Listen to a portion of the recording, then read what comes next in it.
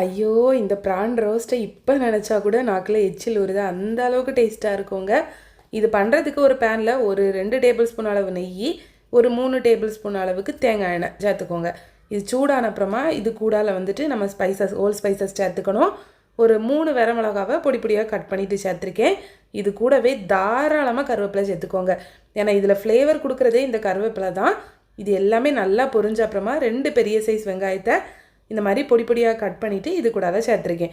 வெங்காயத்தை மூடி போட்டு நல்லா குக் பண்ணுங்கள். இந்த மாதிரி கலர் சேஞ்ச் ஆகி வரணும். நல்லா கலர் சேஞ்ச் ஆகி வந்த அப்புறமா இது கூட ஒரு 2 டேபிள் ஸ்பூன் அளவுக்கு இஞ்சி பூண்டு பேஸ்ட் சேர்த்துருக்கேங்க. இது நிறையா இருந்த மாதிரி இருக்கும், ஏன்னா தண்ணி சேர்த்து அரைச்சனால அந்த மாதிரி இருக்குது.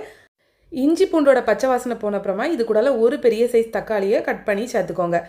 இதையுமே மூடி போட்டு நல்லா குக் பண்ணி எடுத்துருங்க. தக்காளி கொஞ்சம் மசிஞ்சு குக்காகி வரணும். இப்போ பார்த்தீங்கன்னா உங்களுக்கு தெரியும், அதில் இருக்க எண்ணெயே பிரிஞ்சு வர்ற அளவுக்கு நல்லாவே குக் ஆகிடுச்சு. இதை ஒரு வாட்டி நல்லா மிக்ஸ் பண்ணி விட்டுட்டு இது கூடலாம் மசாலா சேர்க்கணும். இந்த கிளிப் எனக்கு மிஸ் ஆகி போச்சு.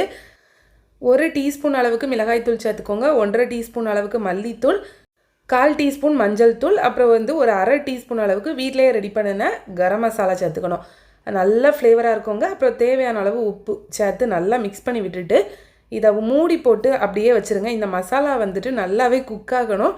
அப்போ தான் அந்த நம்ம பண்ணக்கூடிய இந்த ப்ரான் ரோஸ்ட்டுக்கு நல்ல ஒரு கலருமே கிடைக்கும். நல்லா பார்க்குறதுக்கு ரெட்டிஷாக சூப்பராக இருக்கும். ஆனால் காரமே இருக்காது, ரொம்ப டேஸ்ட்டாக இருக்கும். இப்போ பாருங்கள், அது எண்ணெய் எல்லாமே பிரிஞ்சு வந்து அந்த மசாலாவோட பச்சை ஸ்மெல் எல்லாமே போயிடுச்சு. கலர் கூட பார்க்கும்போது உங்களுக்கு தெரியும், நல்ல ஒரு ரெட்டிஷ் கலரில் இருக்குது.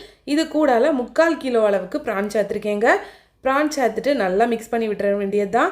இதே ப்ரொசீஜரில் நீங்கள் சிக்கன், மட்டன் எது வேணாலுமே பண்ணலாம். மட்டன் பண்ணுறதா இருந்தால் ப்ரெஷர் குக் பண்ணிவிட்டு அதுக்கப்புறம் இந்த மாதிரி பண்ணிக்கோங்க. இதை மூடி போட்டு நம்ம குக் பண்ணணும். தண்ணி ஒரு சொட்டு கூட சேர்த்துறாதீங்க, அந்த ப்ரான்லேருந்தே நிறைய தண்ணி வரும். இதை ஒரு 5லேருந்து 7 நிமிஷம் மூடி போட்டு குக் பண்ணுங்கள். அதுக்கப்புறம் நீங்கள் மூடி ஓப்பன் பண்ணி பார்த்தீங்கன்னா தண்ணி எதுவுமே இல்லாமல் இந்த மாதிரி நல்லா ட்ரை ஆகியே கிடைக்குங்க.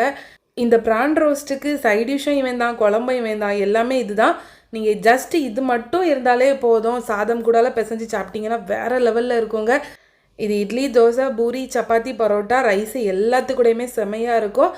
கண்டிப்பாக நீங்கள் ட்ரை பண்ணி பார்த்தீங்கன்னா கமெண்ட்ஸில் ஷேர் பண்ணுங்கள்.